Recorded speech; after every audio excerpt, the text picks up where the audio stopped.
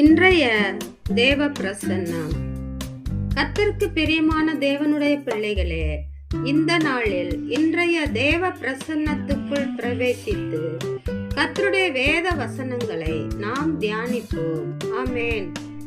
சங்கீதம் 47 அதிகாரம் 1 வசனம் 2 வசனம். சகல ஜனங்களே, கைகொட்டி தேவனுக்கு முன்பாக கெம்பீர சத்தமாய் ஆர்ப்பரியுங்கள். உன்னதமானவராகிய கர்த்தர் பயங்கரமானவரும் பூமியின் மீதெங்கும் மகத்துவமான ராஜாவுமாயிருக்கிறார். ஆமென்.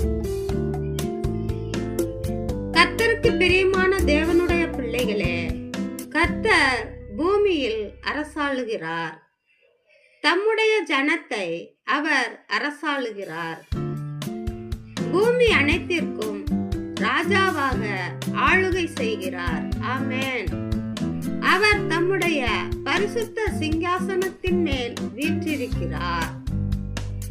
நம்முடைய தேவன் ஆர்ப்பரிப்போடும் எக்கால சத்தத்தோடும் உயர எழுந்தருளுகிறார்.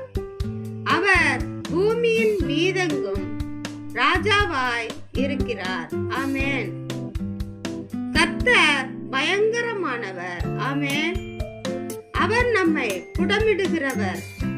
வெள்ளியையும் தங்கத்தையும் உருக்கி புடமிடுவது போல் அவருடைய பிள்ளைகளாகிய நம்மை புடமிட்டு அவருடைய பரிசுத்த சிந்தையிலே காத்து கொள்ளுவார்.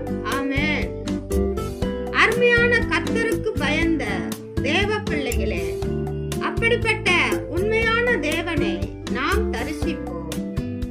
அவர் உன்னதங்களில் வாசம் பண்ணுகிற உன்னதமான தேவன்.